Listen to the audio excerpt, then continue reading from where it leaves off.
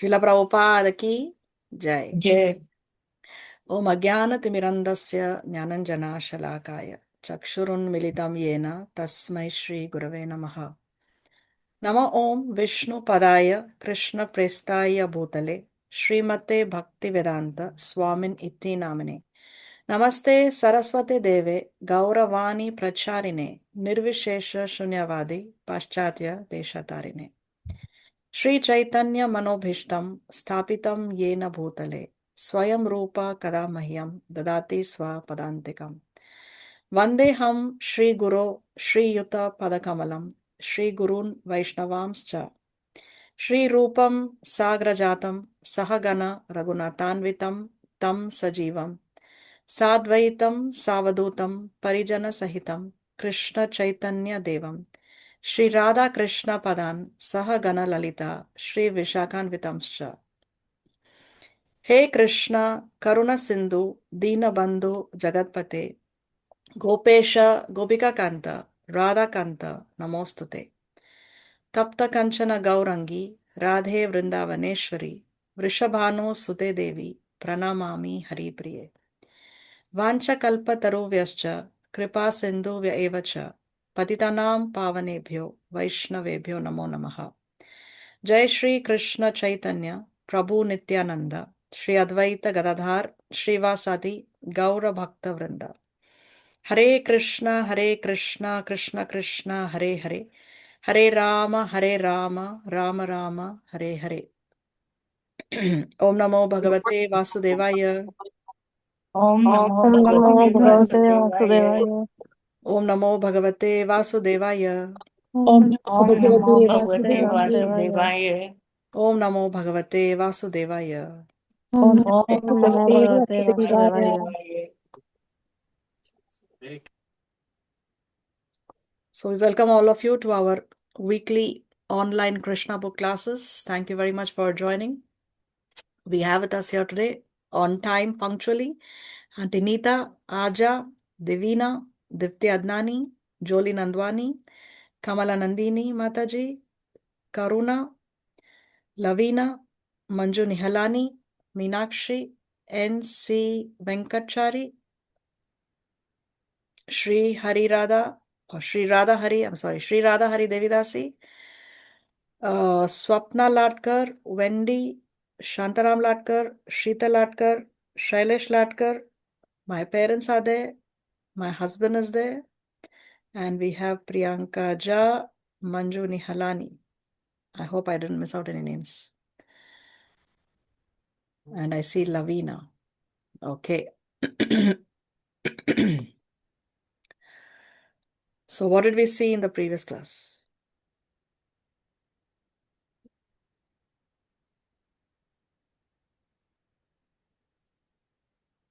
Krishna went to visit Akrura. He sent Akrura to Hastinapur, Hastinapur Yes, very and nice. he went to Kubja. Okay. Previously he went to Kubja, then? Then he went to Akrura. Yes. Very nice. Yep. Spoke to his cousin Uddhava, Yeah. and he spoke to him about his time in Vrindavan, and he was convinced that he was able to assuage the concerns of the gopis and the citizens of Vrindavan. Okay, very nice. Anything else anybody can recall?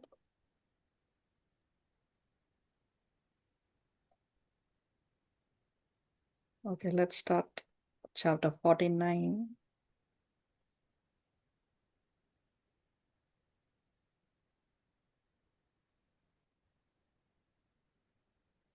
So today, by the mercy of Sri Guru and Sri Krishna, we will be seeing chapter number 49 of the Krishna book titled Ill-Motivated Dhṛtarāṣṭra.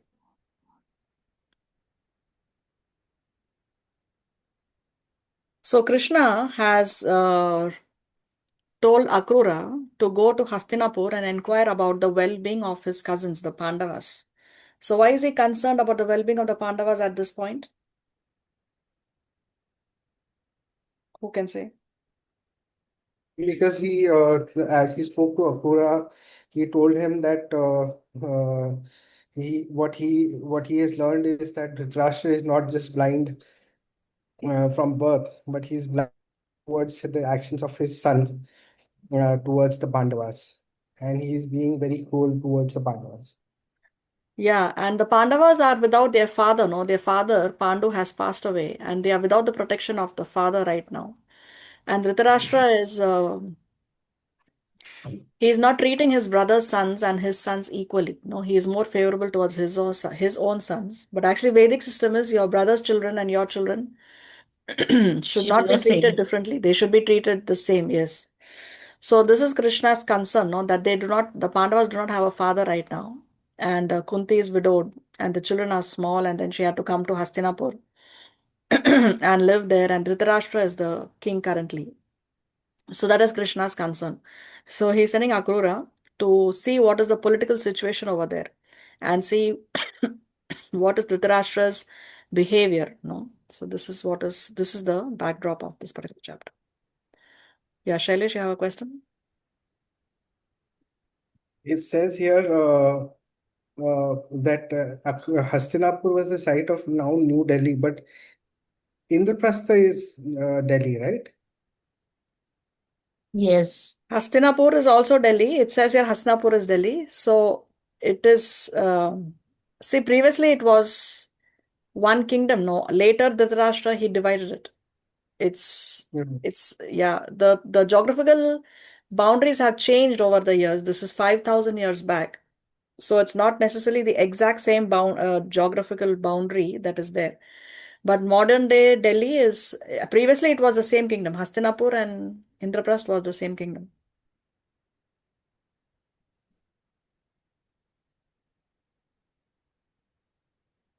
Okay, I lost my screen here. Okay, let's read. Thus ordered by the Supreme Personality of Godhead, Sri Krishna, Akrura visited Hastinapur, said to be the site of what is now New Delhi. The part of New Delhi, still known as Indraprasth, is accepted by people in general as the old capital of the Pandavas. The very name Hastinapur suggests that there were many Hastis or elephants. Because the Pandavas kept many elephants in the capital, it was called Hastinapur. Keeping elephants is very expensive. To keep many elephants, therefore, the kingdom must be very rich, and Hastinapur, as Akrura saw when he reached it, was full of elephants, horses, chariots, and other opulences. The kings of Hastinapur were taken to be the ruling kings of the whole world. Their fame was widely spread throughout the entire kingdom, and their administration was conducted under the good counsel of learned Brahmanas. So we see how Hastinapur is a very, very opulent kingdom. And whoever was the king of Hastinapur was actually supposed to be considered to be ruling the whole world. They were considered to be the emperors. So there are different kings, but the other kings are not so powerful like the king of Hastinapur. So they would accept the dominance of the king of Hastinapur over them and their own subordinates. No? So in that way, actually the king of Hastinapur was considered to be ruling over the whole world. No? They were considered to be the emperors of the universe. So their fame was widely spread throughout the kingdom, and their administration was conducted under the good counsel of learned Brahmanas. So you'll always see the kings will have a priest or Brahmanas in their kingdom, in their court, and they would conduct their affairs by taking the advice of the Brahmanas. So it's very, very important that the king himself is educated in Vedic knowledge, so that he can conduct he can reign and he can rule over, keeping in mind the religious principles. So that way there will be peace and stability in the kingdom. And he needs to also consult with other learned Brahmanas who will give him good advice based on Shastras. So when everything is done according to Shastras, then there will be peace in the society. Everybody will be following religiosity. The king has to lead from the front, right? So then the subjects will also follow. So this is very, very important. Even in the modern time, the leaders of any country, if the leaders of any country are spiritually inclined, then they can rule nicely, and then there will be peace in the country. Otherwise, there will be a lot of unrest, and everybody is greedy for power and there are wars for a little bit of land, few inches of land. So this can be avoided if the modern day leaders can take to spirituality and take guidance from other learned personalities. After seeing the very opulent capital city, Akrura met King Dhṛtarāṣṭra. He also saw grandfather Bhishma sitting with him. After meeting them, he went to see Vidura and then Kunti, Akrura's cousin. One after another, he saw King Bhalika and his son Somadatta, Dronacharya, Kripacharya, Karna, and Suyodhana. Suyodhana is another name of Duryodhana. Then he saw the son of Dronacharya, Ashwadhama, as well as the 5 Pandava brothers and other friends and relatives living in the city. All those who met Akrura, known also as the son of Gandhini, were very much pleased to receive him and inquire about the welfare of their respective relatives.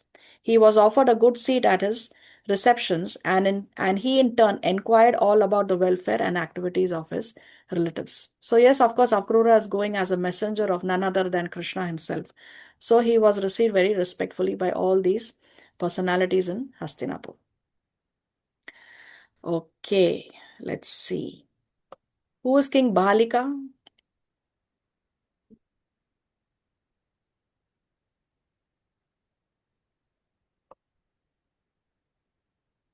Anybody knows? He was the oldest warrior, the age-wise. He was the most senior warrior in the Kurukshetra war. Senior most. What's the name of Bhishma's father's name? What is Bhishma's father's name? Shantanu. Shantanu. Yeah, Shantanu. Shantanu. So Shantanu's brother was Bhalika. Shantanu's father was Bhalika, and he was there. He was the, as I said, oldest warrior participating in the war. He also died in the war on the 14th day. He was killed by Bhim. And his son Somadatta also was killed in the war by Satyaki. Okay. Then what other names do we have here? Sorry. Dronacharya is the spiritual master of the Pandavas and the Kauravas. Kripacharya was the family priest. Karna, Duryodhana's friend. Duryodhana, Suyodhana, we know is the son of Dhṛtarāṣṭra. And Ashwadhama was the son of? Dronacharya. Yes, Ashwadhama was the son of Dronacharya. Which of these personalities actually survived the war? Ashwatthama. And the Ashwadhama Pandavas. survived. Then who else? And the Pandavas. And Kripacharya. Kripacharya. Yes, Kripacharya also survived the war. Yes, very nice. Okay. So Kunti and Akrura are cousins because Kunti's father, Shurasena. See, Kunti's biological father was King Surasena, but he gave his daughter in adoption to Kunti Bhoj because Kunti Bhoj was childless. So, but biologically, Kunti's father was Surasena, and Shurasena's brother is Akrura's father. Akrura's father's name was Shafalka. So therefore, Akrura and Kunti, they are both cousins, no? So that's how these two are related. And Akrura's mother's name was?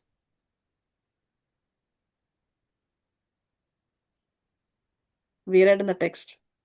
Gandhini. Gandhini, yes. That's why Akrura is also referred to as Gandhini Sutta, no? Which means he's the son of Gandhini. That's his mother's name.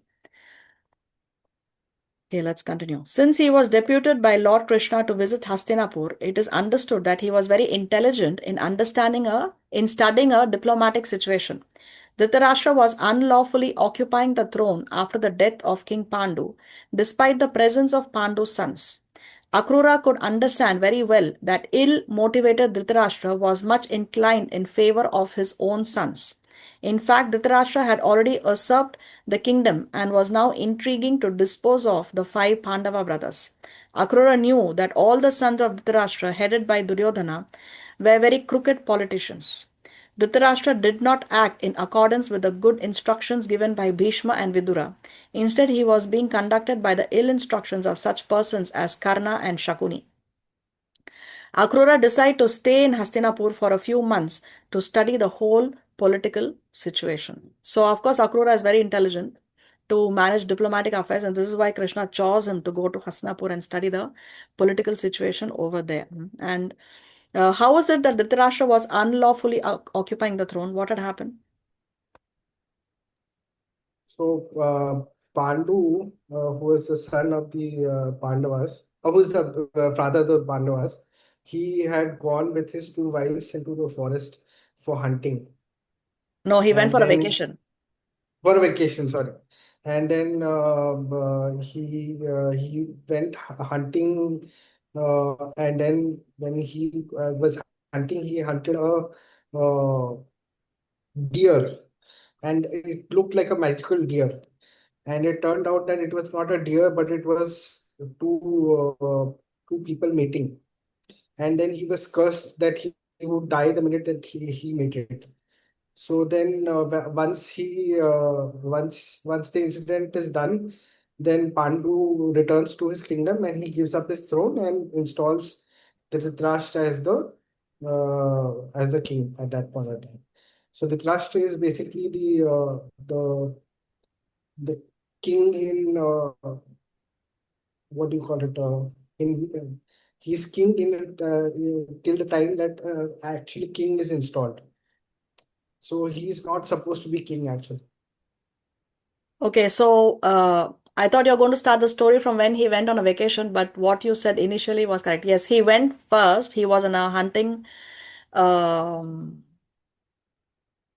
he went to hunt, and he by mistake killed some sages.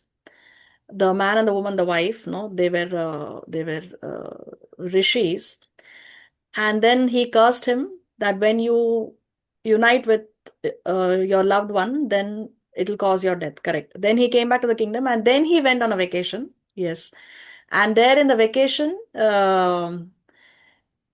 he united with his wife, and that caused his premature death. No, because he was very young, it caused his premature death.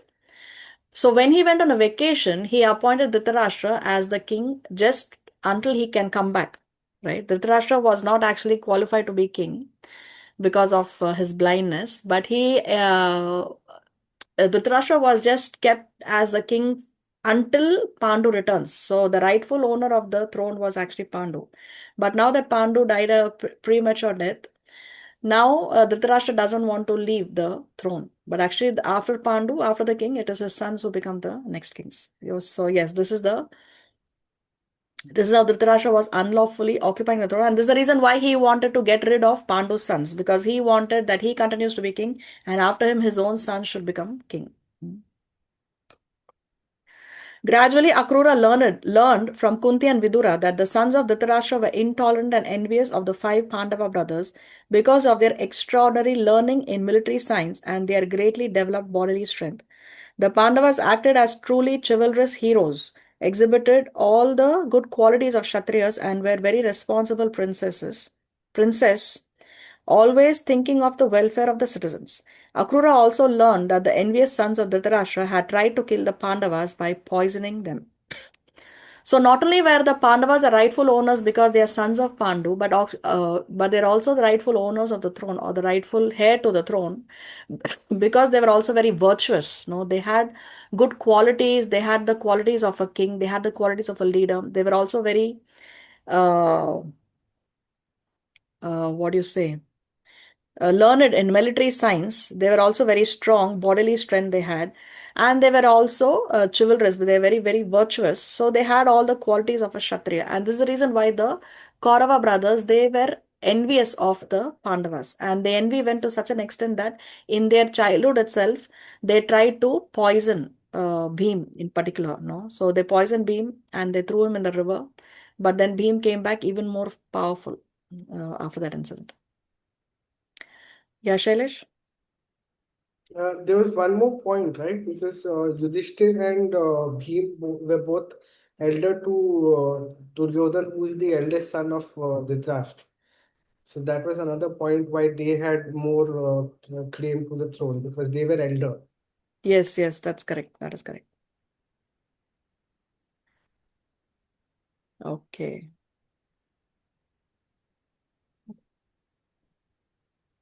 Akrura happened to be one of the cousins of Kunti. Therefore, after meeting him, she began to inquire about her paternal relatives. Thinking of her birthplace and beginning to cry, she asked Akrura whether her father, mother, brothers, sisters, and other friends at home still remembered her. She especially inquired about Krishna and Balaram, her glorious nephews. She asked, does Krishna, the Supreme Personality of Godhead, who is very affectionate to his devotees, remember my sons? Does Balaram remember us? Inside herself, Kunti felt like a she deer in the midst of tigers, and actually her position was like that. After the death of her husband, King Pandu, she was supposed to take care of the 5 Pandava children. But the sons of Dhṛtarāṣṭra were always planning to kill them. She was certainly living like a poor, innocent animal in the midst of several tigers. Being a devotee of Lord Krishna, she always thought of him and expected that one day Krishna would come and save them from their dangerous position. She inquired from Akrura whether Krishna proposed to come and advise the fatherless Pandavas how to get free of the intrigues of Dhṛtarāṣṭra and his sons. Talking with Akrura about all these affairs, she felt herself helpless and exclaimed, my dear Krishna, you are the supreme mystic, the super soul of the universe. You are the well-wisher of the whole universe. My dear Govinda, at this time you are far away from me, yet I pray to surrender unto your lotus feet. I am now grief stricken with my 5 fatherless sons. I can fully understand that but for your lotus feet, there is no shelter or protection. Your lotus feet can deliver all aggrieved souls because you are the Supreme Personality of Godhead. One can be safe from the clutches of repeated birth and death by your mercy only. My dear Krishna, you are the Supreme Pure One, the Super Soul, and the Master of all yogis. What can I say? I can simply offer my respectful obeisances unto you. Accept me as your fully surrendered devotee. Now let's see some names. What name of Krishna means he is the supreme mystic?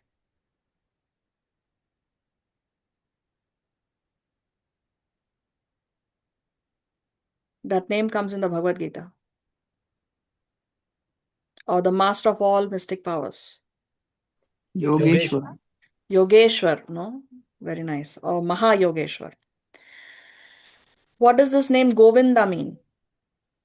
One who gives pleasure to the cow, to the land, Enjoyer of the senses? And the and to the senses. senses. Yes, 3 meanings, no? Because go can mean cow, go means land, and go also means senses. So this what Govinda has 3 meanings. One who gives pleasure to the land, one who gives pleasure to the senses, and one who gives pleasure to the cows. Very nice. What name of Krishna means that he is the super soul of the universe? Paramatma, Mahamatma. Universe. Super soul of the universe. Universe means? Jagadishwar. Jagadatma. Jagadatma means super soul of the universe. Yes. Jagadishwar means Lord of the universe. Okay. What name of Krishna means he can deliver you from repeated birth and death? What name of Krishna means he is the giver of liberation? Mukund. Mukunda. Mukunda. Yes. Very nice. Okay. Durga Prasad, you have your hand raised? Hare Krishna Mataji.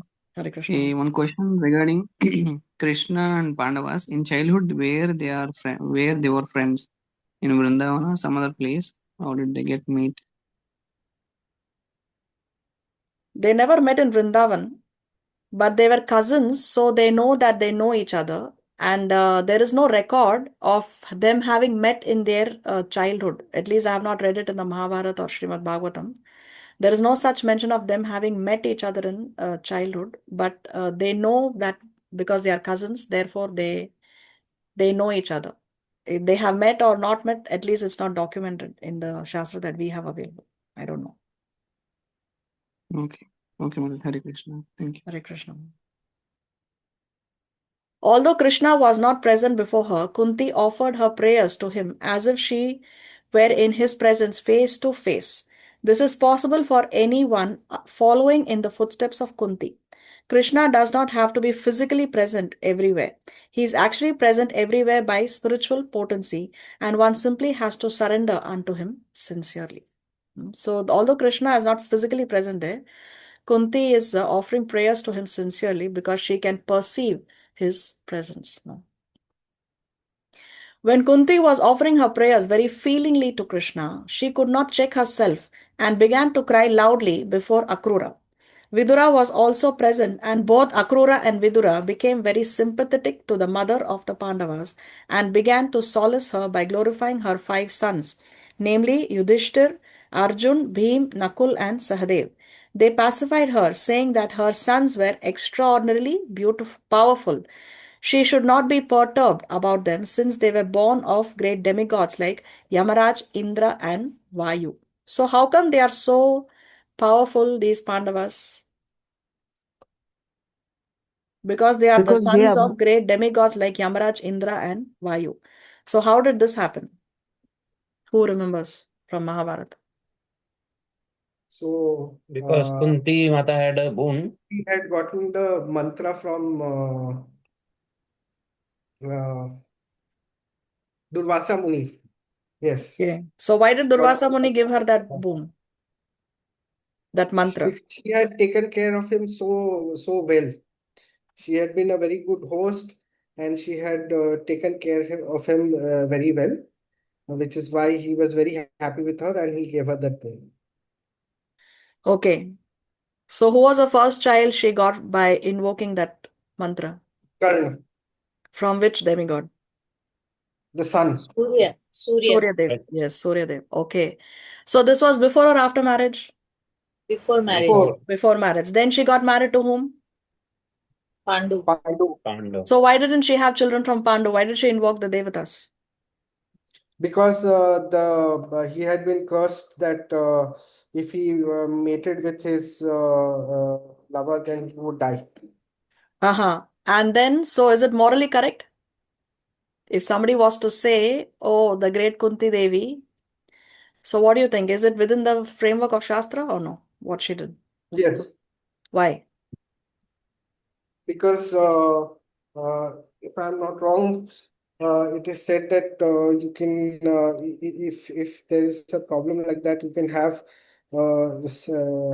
children through munis also.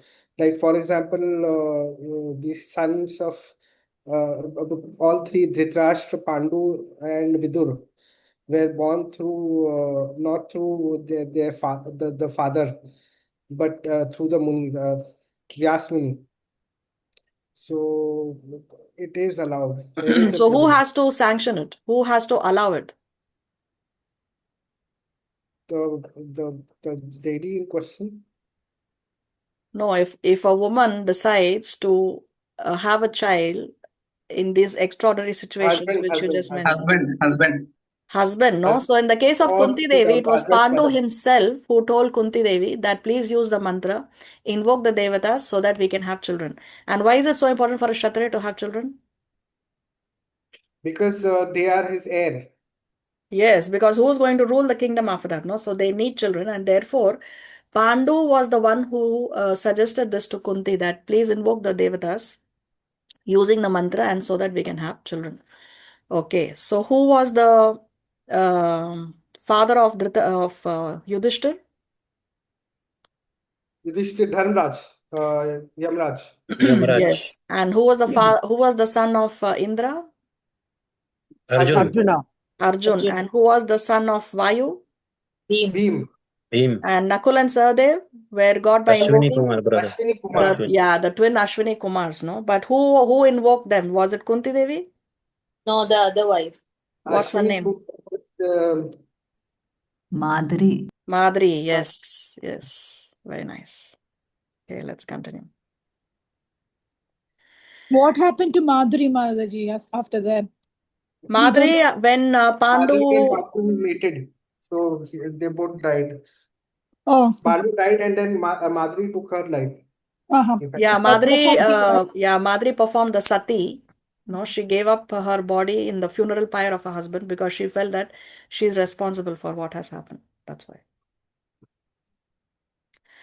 Okay, Akrura decided to return home and report on the strange circumstances in which he found Kunti and her 5 sons. He first wanted to give good advice to Dhritarashtra, who was so favorably inclined towards his own sons and unfavorably inclined towards the Pandavas. When King Dhritarashtra was sitting amongst friends and relatives, Akrura began to address him, calling him Vaichitra Virya. Vaichitra Virya means the son of Vichitra Virya. Vichitra Virya was the name of Dhritarashtra's father, but Dhritarashtra was actually the begotten son not of Vichitra Virya but of Vyasadeva. Formerly, it was a system that if a man was unable to beget a child, his brother could beget a child in the womb of his wife. Devarena Sutotpati. That system is now forbidden in this age of Kali. Akrura called Dhritarashtra Vaichitra Virya sarcastically because he was not actually begotten by his father. He was the son of Vyasadeva. When a child was begotten in the wife by the husband's brother, the child was claimed by the husband. But of course, the child was not begotten by the husband. This sarcastic remark pointed out that Dhritarashtra was falsely claiming the throne on hereditary grounds. Actually, Pandu had been the rightful king, and in the presence of Pandu's sons, the Pandavas, Dhritarashtra should not have occupied the throne. So, this is what we were mentioning previously, how Vyasadeva was the biological father of Dhritarashtra and Pandu and Vidura, because again it was this extraordinary situation where there was no heir to the throne. So the husbands have passed away, and it was Satyavati, the mother-in-law, who sanctioned and gave permission, and she was the one who wanted that Vyasadeva, who was actually her son from again before marriage, should come and impregnate Ambika and Ambalika. So Ambika is the mother of Pandu, and Ambalika is the mother of Dhritarashtra. No, I'm sorry. Ambika is the mother of Dhritarashtra because Dhritarashtra was born first, but because he was blind, he was not given the throne. And Ambalika was the mother of Pandu. So you can see here Vyasadeva, he was a great sage, and he was performing penance in the forest. He was doing tapasya for many, many years. So when Satyavati, his mother, called for him and he came to the palace and she told him what she wants him to do, he said, give me some time, because he's just come from his tapasya from the forest. So he's all dirty with hair grown all over the world, and there is a foul smell, there is an odor. So he said, give me some time. But Satyavati was so anxious. She said that, no, please do the needful immediately. So because he went to immediately fulfill the instruction of his mother, that time when Ambika saw him, she got so frightened that she closed her eyes, and therefore Dhritarashtra was born blind. This is the reason why Dhritarashtra was born blind. So the state of the parents at the time of conceiving the child has a big role in what kind of child one is going to have. Even the consciousness of the child is determined by what is the consciousness of the parents when the child is being conceived. This is the reason why previously when couples would get married, they would get the blessings of the Brahmins, of the sages, and then they would tell them what is the auspicious time to unite. So the husband and wife would unite at that auspicious time under a good consciousness. So therefore the children that were conceived also, they were also spiritually inclined. But now in Kali Yuga, we have honeymoon culture. Or even worse still, children are conceived outside of marriage. Sometimes, at least here in the Western world, it's a lot that children are conceived on a Saturday night over a glass of whiskey. So the kind of consciousness the child will have will also be then demoniac. So therefore, it's very, very important that the parents, the couple, they are in the right consciousness, spiritually inclined when they conceive the child. That will attract a good soul in the womb of the mother. Akrura said, my dear son of Vichitra Virya, you have always unlawfully usurped the throne of the Pandavas. You have unlawfully usurped the throne of the Pandavas. Anyway, somehow or other, you are now on the throne. Therefore, I beg to advise you to please rule the kingdom on moral and ethical principles. If you do so and try to please your subjects in that way, your name and fame will be perpetual. Akrura hinted that although Dhritarashtra was ill-treating his nephews, the Pandavas, They happen to be his subjects. Even if you treat them not as the owners of the throne, but as your subjects, you should impartially think of their welfare as though they were your own sons. But if you do not follow this principle and act in just the opposite way, you will be unpopular among your subjects, and in the next life, you will have to live in a hellish condition. I therefore hope you will treat your sons and the sons of Pandu equally. Akrura hinted that if Dhritarashtra did not treat the Pandavas and his sons as equals, surely there would be a fight between the two camps of cousins. Since the Pandavas' cause was just, they would come out victorious, and the sons of Dhritarashtra would be killed. This was a prophecy told by Akrura to Dhritarashtra. So already Akrura here is making a prediction that if he is not going to treat the Pandus and the Kauravas equally, then there would be a war. And because the Pandavas are rightful, they are virtuous, then the sons of Dhritarashtra eventually will have to be killed in the war. So already he's making a prediction and he's telling Dhritarashtra that also. Akrura further advised Dhritarashtra, in the material world, no one can remain an eternal companion to another. Only by chance do we assemble together in a family, society, community, or nation. But at the end, because every one of us has to give up the body, we must be separated. One should not, therefore, be unnecessarily affectionate toward family members. Dhritarashtra's affection was also unlawful and did not show much intelligence. In plain words, Akrura hinted to Dhritarashtra that his staunch family affection was due to his gross ignorance of fact or his blindness to moral principles. Although we appear combined together in a family, society, or nation, each of us has an individual destiny. Everyone takes birth according to individual past work. Therefore, everyone must individually enjoy or suffer the result of his own karma. There is no possibility of improving one's destiny by cooperative living. Sometimes it happens that one's father accumulates wealth by illegal means and the son takes away the money, although it was earned with great difficulty by the father, just as the small fish in the ocean eats the material body of a large old fish. One ultimately cannot accumulate wealth illegally for the gratification of his family, society, community, or nation. An illustration of this principle is that many great empires which developed in the past are no longer existing because their wealth was squandered away by later descendants.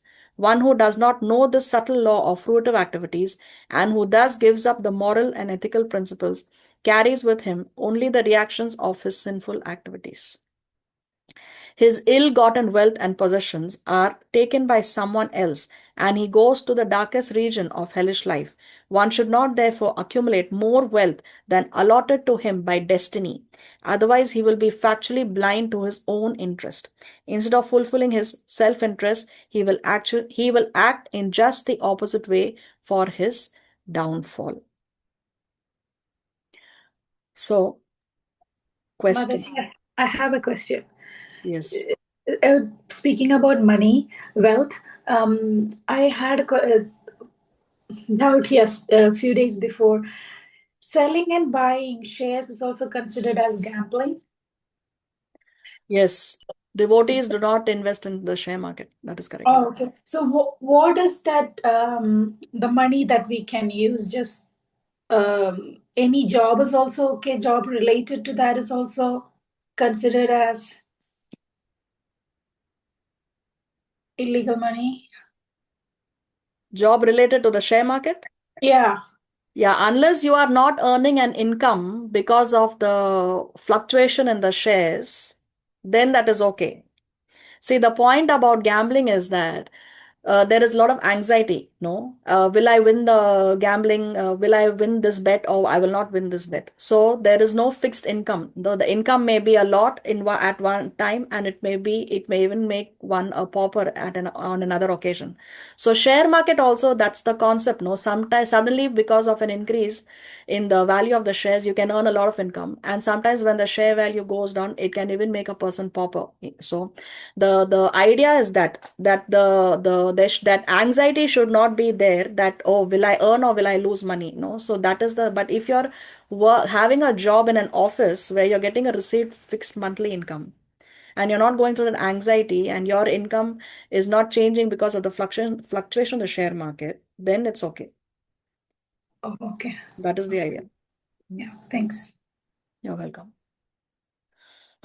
So here, see, it says one should not accumulate more wealth than allotted to him by destiny. So how do we know how much money we have in our destiny?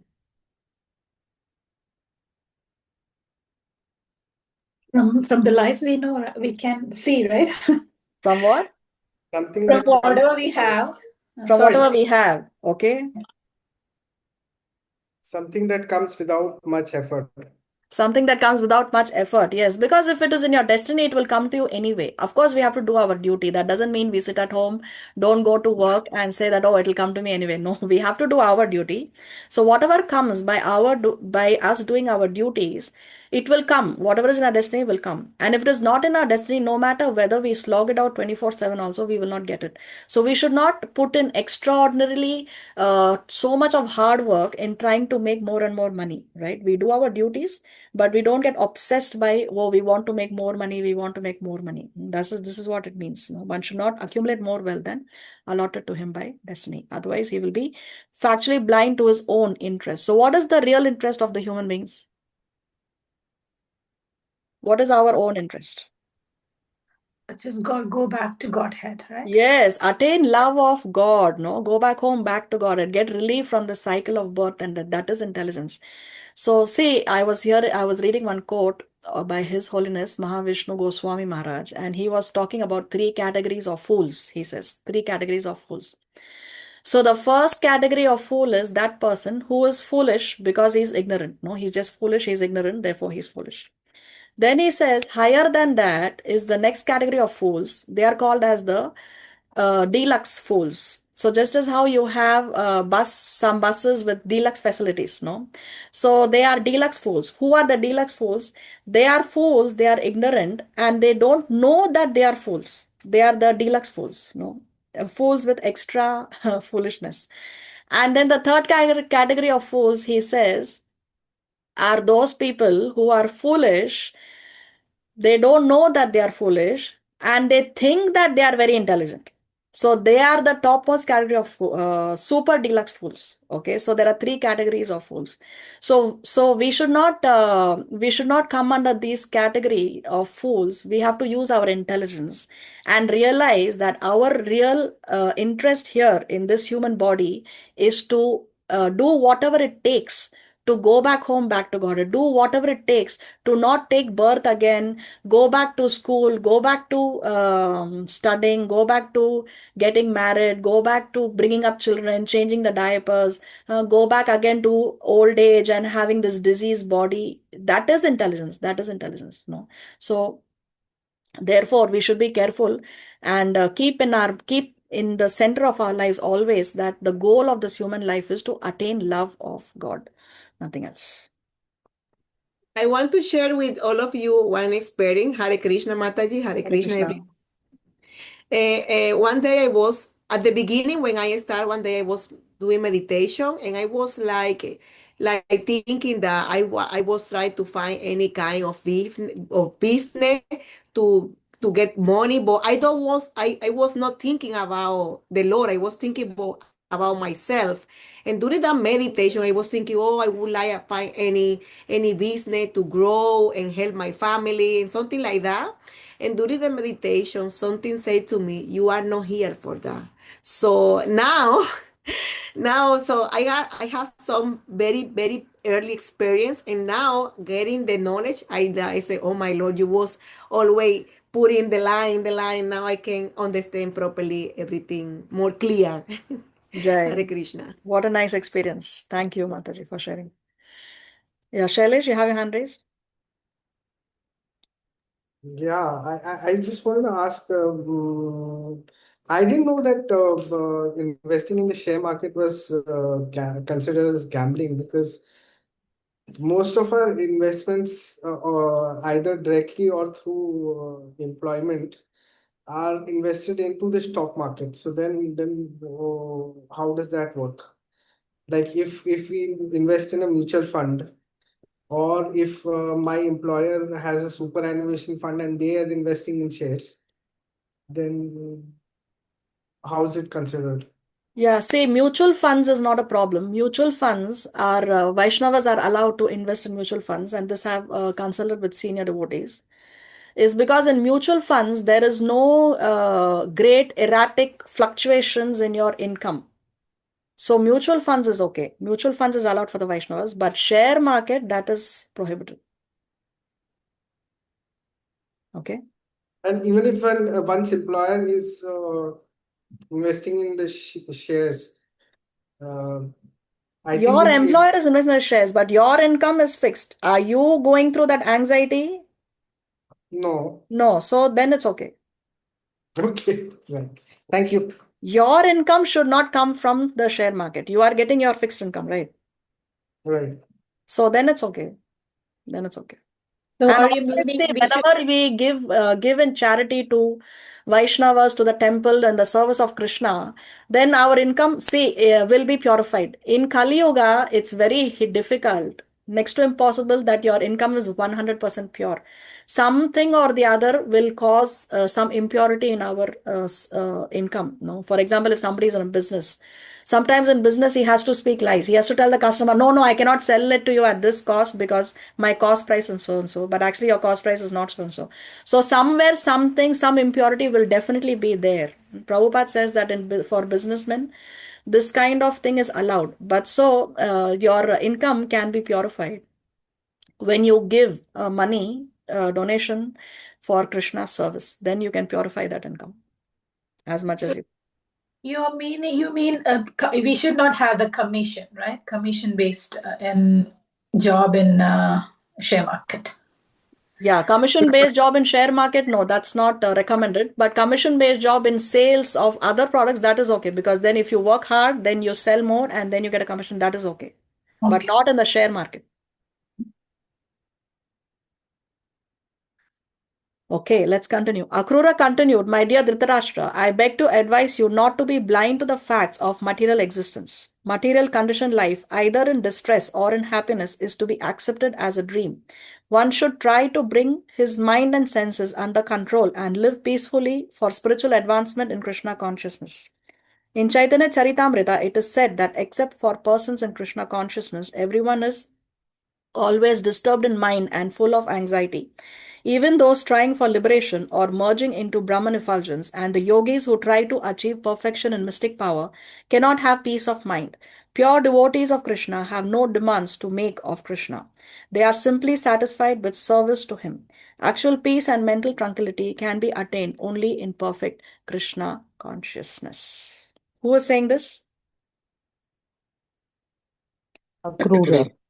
Yes, Akrura is speaking to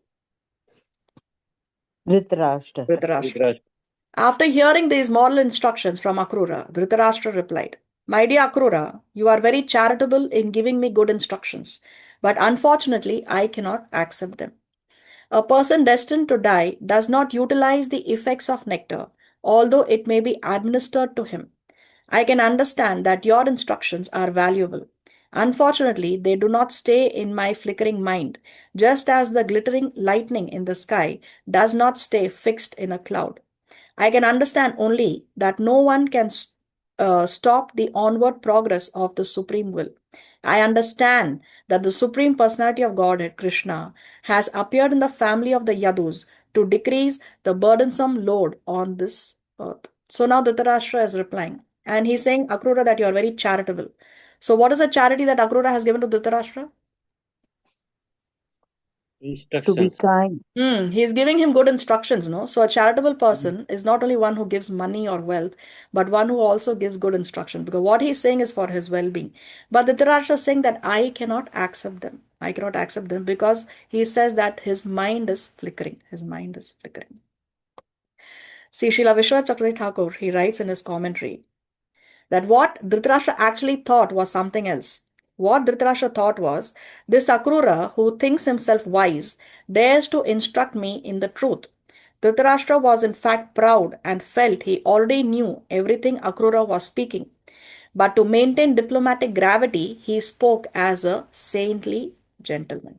So actually, Dhṛtarāṣṭra was thinking that What he's saying, I already know. So Dhritarashtra was proud, no? But because he wanted to maintain diplomatic gravity, he spoke as a saintly gem. So what he's thinking is different, and what Dhritarashtra was speaking is completely different. Okay.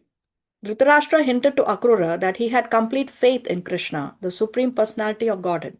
At the same time, he was very partial to his family members. In the very near future, Krishna would vanquish all the members of his family, and in a helpless condition, Dhritarashtra would take shelter of Krishna's lotus feet. To show his special favor to a devotee, Krishna usually takes away all the objects of his material affection, thus forcing the devotee to be materially helpless, with no alternative but to accept the lotus feet of Krishna. This actually happened to Dhritarashtra after the end of the Battle of Kurukshetra. Dhritarashtra could realize two opposing factors acting before him. He could understand that Krishna was there to remove all the unnecessary burdens of the world. His sons were an unnecessary burden, and so he expected that they would be killed. At the same time, he could not rid himself of his unlawful affection for his sons. Understanding these two contradictory factors, he offered his respectful obeisances to the Supreme Personality of Godhead. The contradictory ways of material existence are very difficult to understand. They can be taken only as the inconceivable execution of the plan of the Supreme, who by his inconceivable energy creates this material world and enters into it and sets into motion the three modes of nature. When everything is created, he enters into each and every living entity and into the smallest atom. No one can understand the incalculable plans of the Lord. So nobody can understand the plans of Krishna. But we know that whatever he does, it is for the well-being. It is always for our well-being, because he's our ever eternal well-wisher. So sometimes Krishna can take away things from you. If Krishna sees that you are overly attached to something, then Krishna will take it away from you so that you are in a helpless condition and you have no other option but to surrender to Krishna. So ultimately that is for your good, because if you are very comfortable materially, you have nice wealth, nice family, good health, you have youth, everything is in your favor, then when are we going to surrender to Krishna? So if you are overly attached to something that is coming in the way of our spiritual well-being, then Krishna can take it away from you for your well-being. But Krishna can also give you something which is necessary for your spiritual well-being, just as how he took from Bali Maharaj. Now Bali Maharaj, he was a king, very, very powerful king, but he took away from him everything. He took away his kingdom, his wealth, and all that he possessed, and he also took away his life. Everything he took from Bali Maharaj.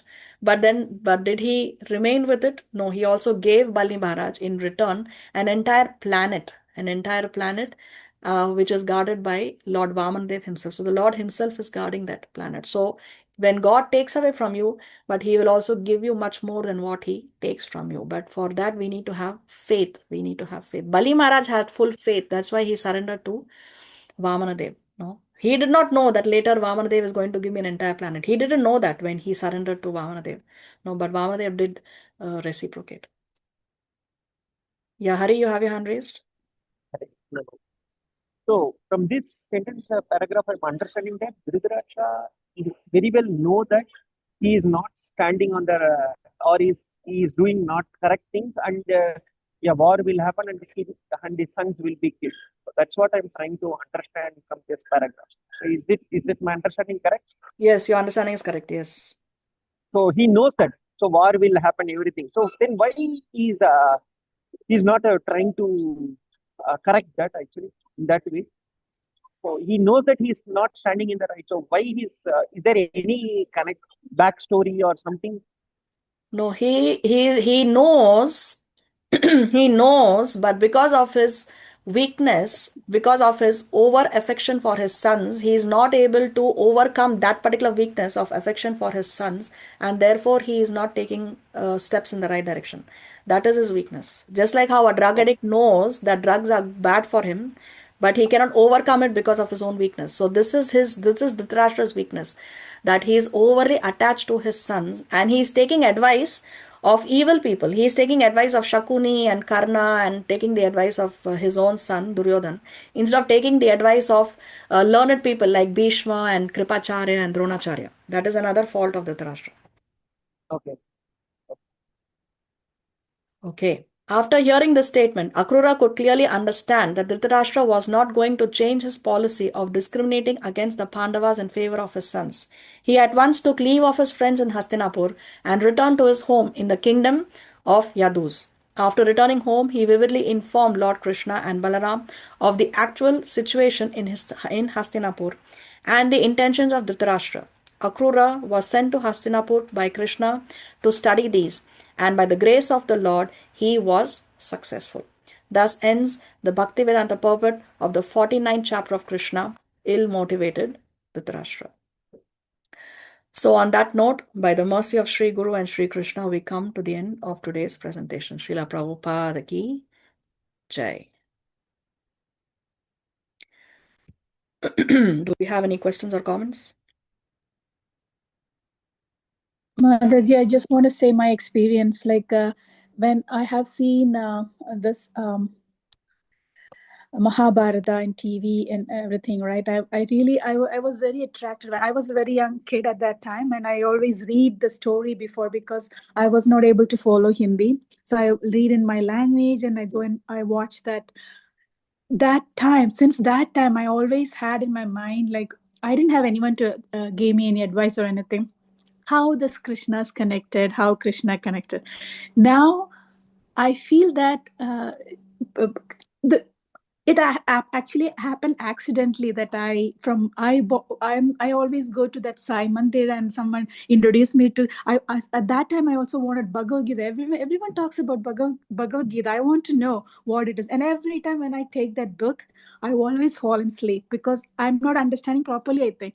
So, or one day, someone put me in your class, and it just followed one after the other. I'm getting more knowledge, and now it explains that the thing I wanted to know years back. Now I know how Krishna is connected. I'm getting goosebumps now, and I literally feel like God is telling me the story. Thank you so much. Thank you. Very nice. Thank you for sharing. So yeah, you had the desire in your heart, and because your desire was sincere, Krishna has reciprocated and he fulfilled your desire. No, so we have to always remember that God is a person. God is a person. No, and he reciprocates to our feelings. He reciprocates to our emotions, and he's our ever well-wisher. So very nice realization you have, Aja. Thank you very much. Yeah, and I was also why I was asking about the lottery ticket and also the share thing. I never had, and my husband always tell me, "Oh, you have he follows the horoscope and everything. It's a good time for you, go and buy." And I always forget. I don't want it, and he says, "Oh, you missed it." And I few times I also remembered the date to go and buy, and it never happened. I always forget that when that day comes, I forget again. So now I think it is a blessing. Yes, yes. Krishna does three things in the heart as a super soul. He gives us knowledge, he gives us remembrance, and he gives us forgetfulness. So he made you forget on that day for your well-being. See? Very nice. Yes, if you invest in share markets and even if you can multiply your bank balance with a lot of money, but there is also a spiritual bank balance. No, there is also a spiritual bank balance. And it is a spiritual bank balance which we are going to carry forward to the next lifetime and next lifetime and next lifetime. It is not our material bank balance. Material bank balance is going to be behind. Maybe our children will enjoy it or they will squander it away. We don't know. But we are not going to enjoy it. No, but our spiritual bank balance is what we are going to take to the next lifetime. So more than focusing on our material bank balance, we should focus on our spiritual bank balance. That is intelligence. Hopefully, this is the last lifetime. This is the Last lifetime. I hope so. I hope we all can go back home back to Godhead, and we can have our own um, meeting there. Here we have a Zoom meeting, but we can have our own spiritual meeting in the spiritual world, all of us together there. That would be very nice. No? Okay, are we ready for the exam? Yes, no, maybe? Yes. Oh, Yes. Okay. So here is the link We are in the ready. group. Your time starts now.